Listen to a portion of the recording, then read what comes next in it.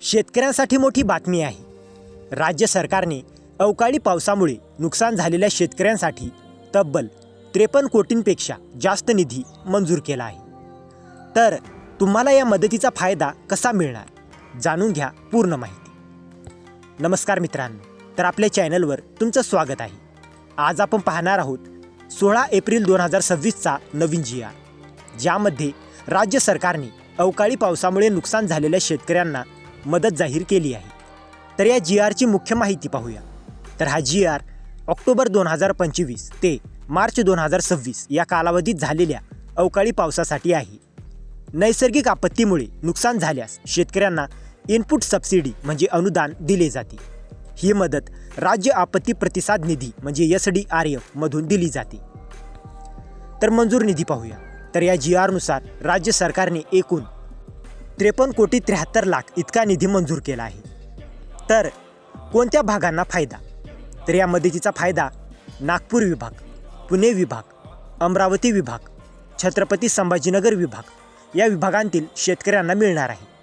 एकूण 66,312 शेतकरी लाभार्थी, 49,511 हेक्टर क्षेत्र बाधित.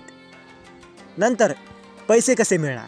तर शेतकऱ्यांना पैसे डायरेक्ट बेनिफिट ट्रान्सफर म्हणजे DBTद्वारे थेट बँक खात्यात जमा केली जाते. नंतर महत्त्वाच्या अटी. तर एका हंगामात फक्त एकदाच मदत मिळेल. डुप्लिकेट म्हणजे दुबार मदत दिली जाणार नाही. बँक कर्जासाठी ही रक्कम वसूल केली जाणार नाही. लाभार्थ्यांची यादी जिल्ह्याच्या वेबसाईटवर प्रकाशित होईल.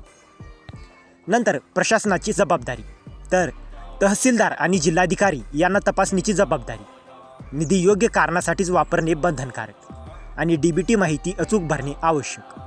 तर मित्रांनो, हा GR शेतकऱ्यांसाठी खूप महत्त्वाचा आहे. जर तुमच्या भागात अवकाळी पावसामुळे नुकसान झाले असेल तर ही मदत तुम्हाला मिळू शकते.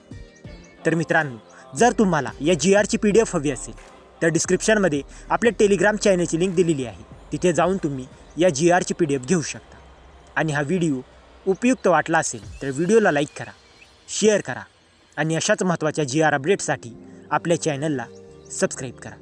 तर मित्रांनो, भेटूया अशाच एका महत्त्वाच्या पुढच्या व्हिडिओमध्ये. जय हिंद, जय महाराष्ट्र.